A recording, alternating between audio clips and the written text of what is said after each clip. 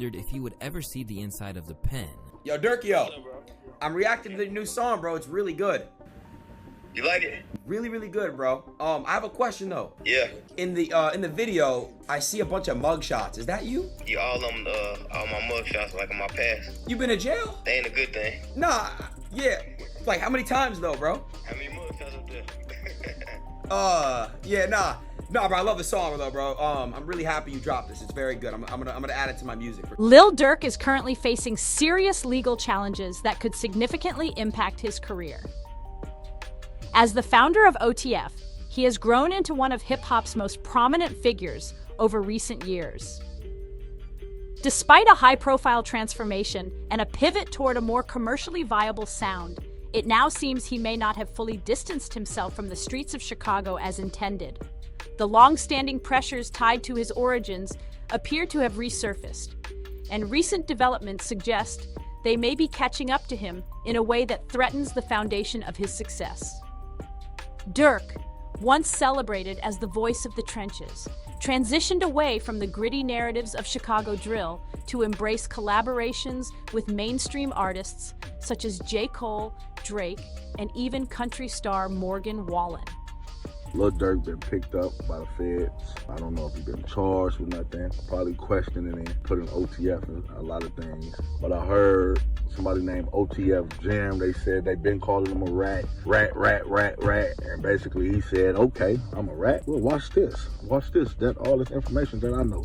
Rat this, I'm gonna tell this, I'm gonna tell that. My video earlier, I told y'all, man, if somebody say Durk's name, that's all it's gonna take to save that man. On a personal level, his public persona seemed to reflect growth and maturity.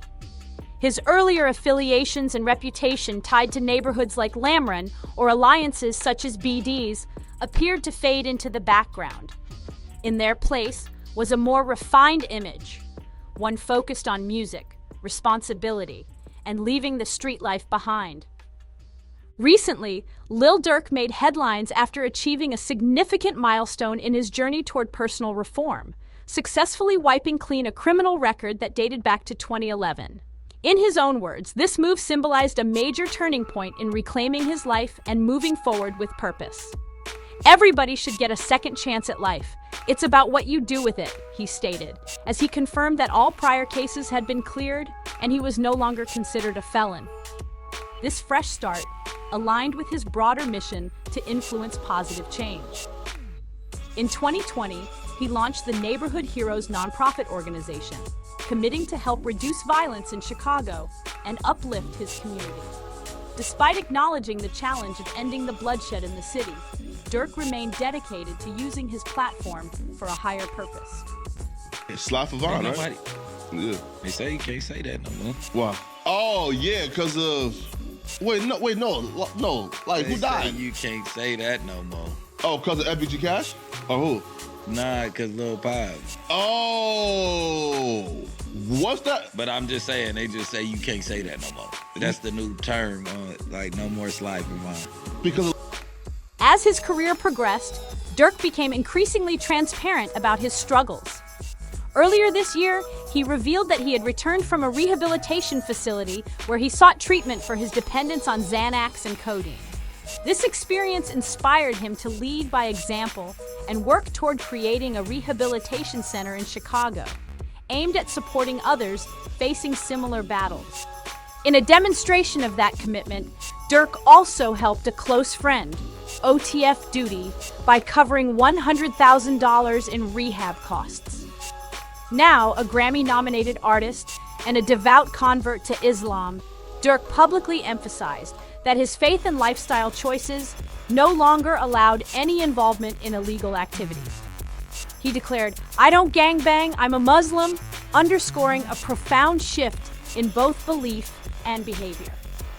Lil Durk's transformation from street rapper to community figure and chart-topping artist had many believing he had left his past behind. He openly stated, "I'm gonna be the one who says it. So if you follow me as a brother, a friend, an icon, follow me to my new chapter of life." He made it clear that while his music reflected his experiences, it was never meant as an invitation to repeat them. "When I make music, I rap what I've seen and been through. I'm not telling you to do it. There's a huge difference, he said. His lyrics might remain raw, but his personal journey was meant to take a different path. Now your favorite rapper go to jail and look like he got a no bond like me. That boy got a federal no. I bet that nigga asshole and closed up. He got a burp to pass there. He can't even fart out his ass. I know the feeling. Boy, they get your ass and they put a hole on you. Now look, y'all favorite rapper, what he call himself? The Boy. He got an album coming out. Won't be no album release for him. Oh my goodness. No, them boys mad. The money gone. Despite his previous legal troubles, including time behind bars for firearm offenses and involvement in an attempted murder case alongside the late King Von, Lil Durk had managed to reshape public perception. By 2019, his image had evolved so significantly that figures like Aiden Ross publicly questioned if he would ever return to prison. On the heels of multiple gold and platinum certified albums, Durk was preparing to release a new project titled Deep Thoughts in November, aiming to reflect on his journey while pushing his artistry further. From early mixtapes rooted in street life to founding an organization aimed at giving back, his evolution seemed authentic. That growth was formally acknowledged when he was awarded not just one, but 2 ceremonial keys to his city, a rare recognition of his impact both musically and socially. However, recent developments have cast a shadow over this transformation. New information now suggests that while Durk had distanced himself from street activities in public, he may have still been orchestrating actions behind the scenes.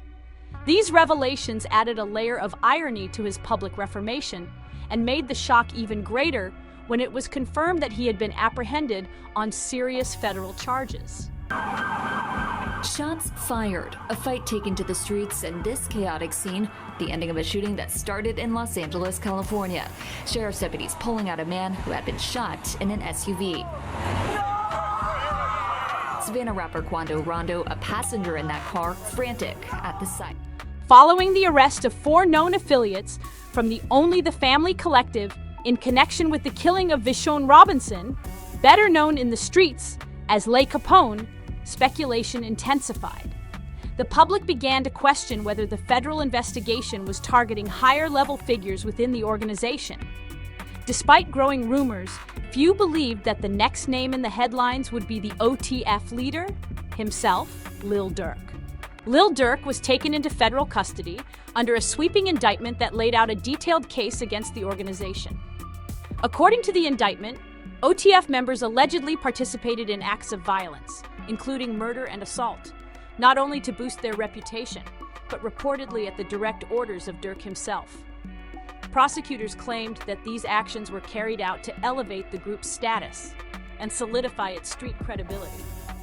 The charges of murder for hire center around a chilling accusation that Lil Durk placed a bounty on the head of fellow rapper Quando Rondo. This development stemmed from the 2020 incident in Atlanta, where Quando Rondo's entourage was involved in a fatal altercation that led to the death of King Von, Durk's close friend and frequent collaborator. According to court documents, Durk allegedly instructed his associates via encrypted text to keep a low profile, stating, "Don't book no flights under no names involved with me."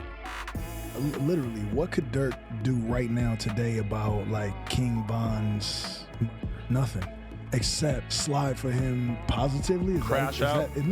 Should Little Durk grab his Draco and just go, I don't know, some niggas up that he felt like are responsible or had anything to do with, with Von's death? Should he go do that? Key figures named in the case include OTF members such as DeAndre D-Day Wilson, Kayvon Voney Grant, and a third known as 072 Boogie. These individuals reportedly traveled to California to coordinate with Grant, identified as a senior member of the OTF operation. The indictment states that they tracked Quando Rondo's movements over the course of a day, leading to a planned confrontation at a gas station. Though Quando Rondo escaped, Vishon Robinson, who was with him, was fatally shot in the incident. The moment of chaos was captured in video and audio recordings, with Quando's cry of anguish later sampled by Durk himself on the track Same Side, featuring Rob 49. After the shooting, the suspects were said to have regrouped at a nearby In-N-Out Burger to discuss payment before making their way back to Chicago. With mounting evidence and several of the alleged shooters in custody, Durk reportedly attempted to flee the country. Sources say he tried to secure flights to Dubai and Switzerland, leaving from Florida, but was apprehended before departure. The case against Durk is shaping up to be one of the most high-profile legal battles in hip-hop, raising serious questions about loyalty, revenge, and the blurred lines between music and street affiliations. With the flights reportedly purchased using credit cards tied to OTF affiliates, authorities allege that a series of covert recordings, captured by a cooperating informant, played a pivotal role in connecting Lil Durk to the murder-for-hire plot. The informant's audio evidence allegedly captured Durk offering substantial incentives, including music industry access and monetary rewards, in exchange for the targeted killing of Quando Rondo. For many fans and observers, the revelation that Lil Durk could be involved in such a serious criminal case was shocking, particularly after he had spent years cultivating a more refined public image. But for those paying closer attention, there were subtle clues all along. Since the tragic passing of King Von, Durk has faced mounting pressure from certain corners of the internet, particularly from users of platforms like the Cheericology subreddit. These online voices, many with no street experience, push the narrative that Durk had to slide for Von, essentially demanding retaliation. This call for revenge became a persistent theme in discussions about Durk's next move, even though many within the industry and broader community urged him to resist the pressure and remain focused on his growing success. Staying out of the streets and focusing on business was seen as the more sustainable route. Yet, despite publicly distancing himself from that lifestyle, Durk's lyrics and interviews occasionally hinted that the loss of Von weighed heavily on him. While Quando Rondo continued living freely, some suspected that Durk might have been more affected by the public pressure than he let on.